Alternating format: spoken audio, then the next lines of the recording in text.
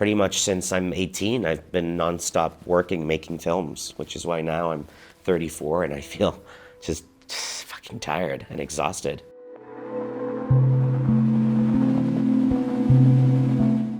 I'm Xavier Dolan. I'm an actor, director, and, well, that's it actually. And yeah, I'm from Montreal, Canada, where I was born and raised. And I don't know what else to say to introduce myself, sorry.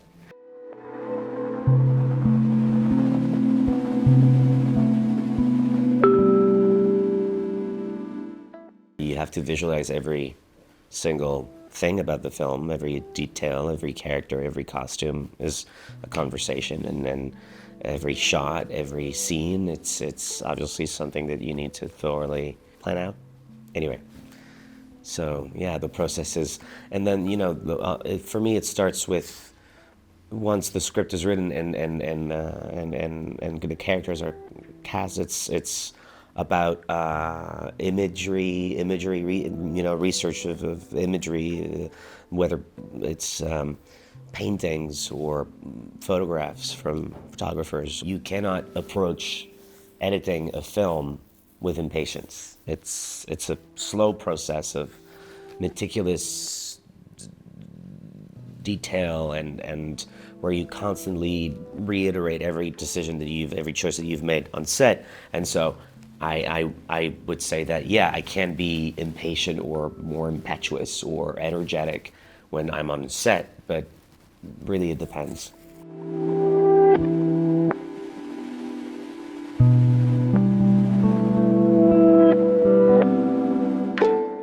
Well, it's been hard. They were very hard. I mean, it's not only been easy, it's been pretty rough at times. You make films and then people can decide in a matter of seconds to destroy it, hate it, and then hate you somehow through those films because you put so much of yourself in those films, and it's so obvious that not that I feel that I was ever persecuted by critics or people, but when a movie is so personal on so many levels and people hate it, then certainly they hate a part of you personally. They don't necessarily realize that when they write, reviews, but it's hard to not take things personally, and then you learn not to, and to protect yourself from certain criticism that is not always well-meaning or constructive.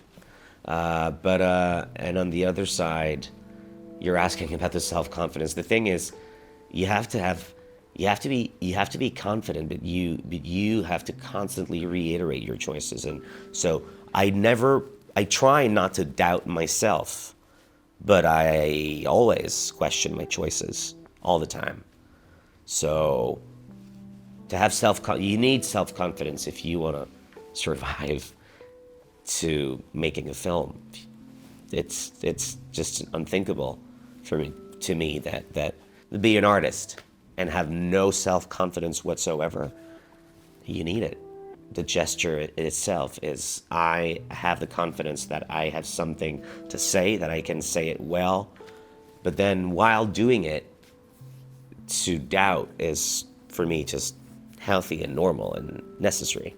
There's always a new innocence to be gained somewhere. I mean, when you start exploring different horizons and different fields of interests, you are innocent to that field and that matter. So I mean, it's not like I know everything. There's so much that I don't know. I don't know anything, actually. I don't know a thing.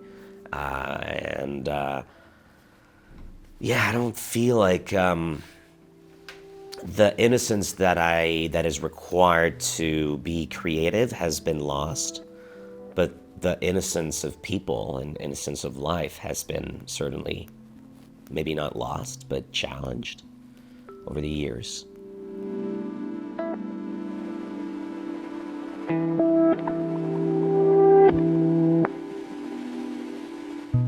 I don't feel like I have the energy anymore to commit to making films. I don't have that desire or that interest. But there are many other things that short films, TV shows, It's not like it's the end of my life or my career because I don't want to make films anymore. I mean, there are a few things on the table, but who knows what will be given a go or what's will be greenlit, or I'm not writing anything myself at the moment, so I depend on others. I've been making a film every year or year and a half. Longest break was 2 years between two films at one point, I don't remember which. So yeah, it's been pretty much since I'm 18, I've been nonstop working, making films, which is why now I'm 34 and I feel just fucking tired and exhausted. I want to travel, I want to take care of myself, take care of my friends, my house, achieve certain things on a personal level, more intimate plane. I'm not a loner. I can't stand being alone, at least not too long. So there's always someone in the house, a friend, two friends, people who sleep over, who come for dinner. It's just, yeah, there are always people.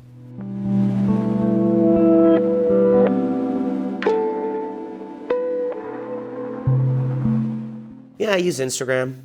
I'm not on Twitter anymore, X, whatever.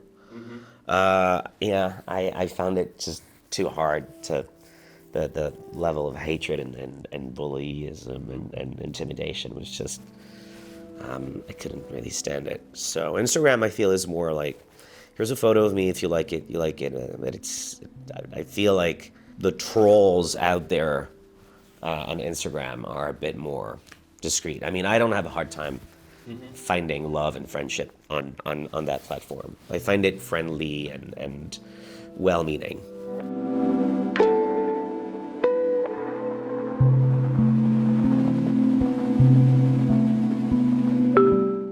Sure, yeah, I do enjoy. I am a binge watcher, and I do watch shows, a lot of shows. I think I might have seen more shows in my life than I've seen films, which sometimes I'm embarrassed about, but I do love series. It's a format that has always been appealing to me when I was a kid, when I was a teenager, and then a young adult. Television has been part of my life forever. It's not the fact that I would love television that's embarrassing to me, it's the fact that I've seen so little films. There's no shame at all in watching TV. I mean, not for me.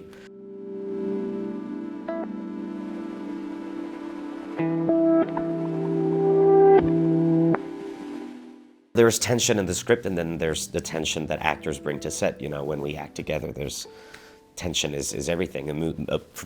For me, a movie is a tension. It's a form of tension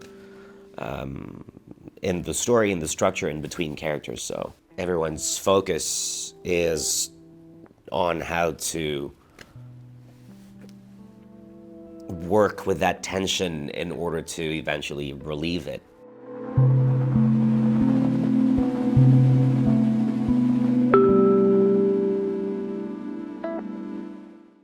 Sure. I mean, yeah, I can see that. For me, it's the same story over and over again of people who are trying to tell each other that they love each other, but they don't know how to say it. So it's, I hate you, I love you, and then just people who are unable as human beings to communicate, because it's just the hardest thing. Is the work of a lifetime, learning how to communicate. I've never had the pressure of inventing anything. I mean, I'm not gonna invent anything. I'm 18, I'm 34 now, but you know, when I'm 18, I'm not thinking, I'm going to invent something. I'm going to make something new. Everything's been done, everything's been said and made and filmed by, well, actually, Germans. After the mid-20s, I mean, I guess all of the ideas have already been explored, and then it's just about finding your own style and not about inventing anything. Not only also about just repeating yourself, but repeating yourself differently, in a different world with different characters, different classes. So I don't feel that I've been making the same film over and over again, but certainly there's a theme there about people who are just unable to communicate. And that theme has been at the core of everything that I've done in the past years. Probably will be at the core of everything I'll be doing for the rest of my life.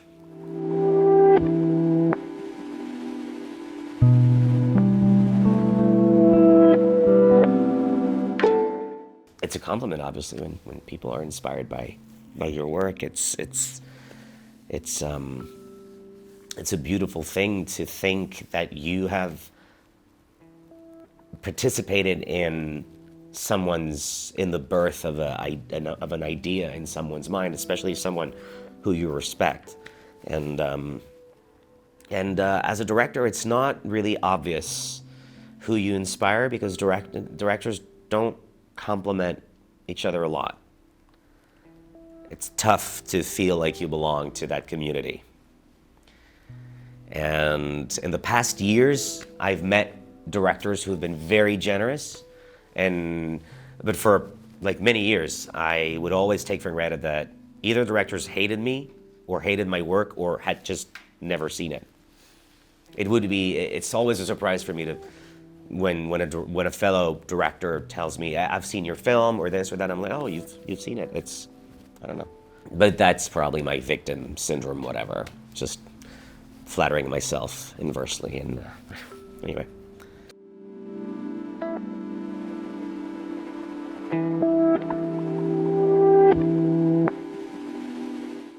I can assure you that there was no connection whatsoever between Archie and the drug addict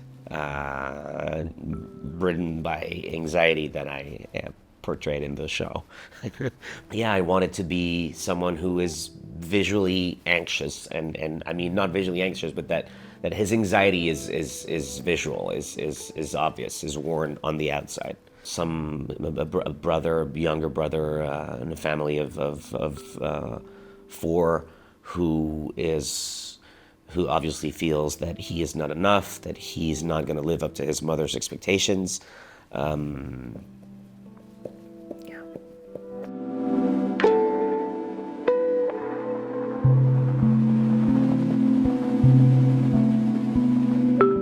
They're sort of estranged, right? That she hadn't seen her mother in years. They talked on the phone every now and then, but so it's embalming someone, and it's putting the final touch to someone's life and just ending that life in itself, but also reconnecting with someone that you just didn't really know anymore, in her case. She, as a child, was molested by the guy across the street who was her brother's best friend. Yeah. And so it sent the entire family on a darker path, and her older brother got into drugs, and she just wanted to escape that family dynamic, and so she didn't run away, but as soon as she was old enough, she moved to Montreal, to a bigger city, and left her family behind. Our approach to, rape culture, rape victims is our sensibility and how we approach victims of rape. I guess that what I'm trying to portray and to show in the story is that sometimes victims of rape are made out to feel like they looked for it, that they asked for it, and that's the feeling that you get when she experiences the looks and the attitude and the behavior of people, after being back after so many years. You feel that most people are hostile. I think a lot has changed.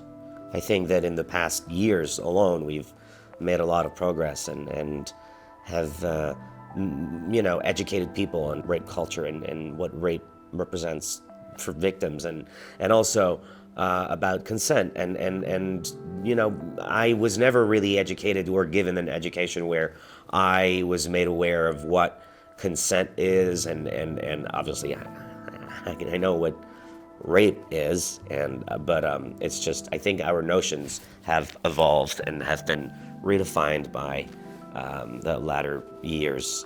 Journalism, I guess, and coverage and social media has also helped educating people on what rape is. So yeah, I think things have changed.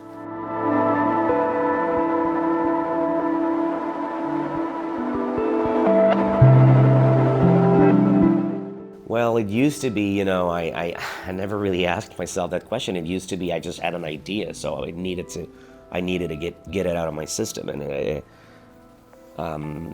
so what motivated me was, ideas, just stories to tell. I don't have stories in me right now. I haven't had it for years, so I am, however, driven by other things. Research for beauty and design and architecture and decor and I'm driven by my friends. I'm driven by my family. Driven by my nephews. My godson drives me. I guess I'm just not driven professionally right now.